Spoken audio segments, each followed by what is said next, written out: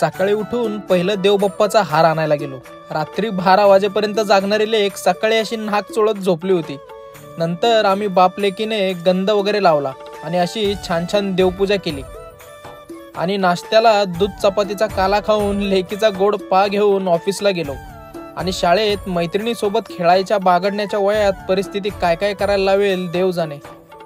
ऑफिसवरून घरी आल्यावर डायरेक्ट जिमला जाऊन सायकल चालवली आणि बायसेप्सचा वर्कआउट केला आणि दिवसभराच्या कामाने आणि व्यायामाने दमून सुद्धा पप्पा लेकीसोबत अशी आंधळी कोशिंबीर खेळला. तेवढाच ह्या छोट्याशा चेहऱ्यावर आनंद आला, बाकी काय. नंतर श्री रामचरितमानस वाचायला घेतलं. त्यात कौसल्या माता म्हणाली, दुःख सुख हानी लाभ या गोष्टी कर्माच्या अधीन असतात. कर्माची गती कठीण असते आणि फक्त विधाताच ती जाणतो. तोच शुभ अशुभ अशा सर्वांची फळे देणारा आहे. बोल ना.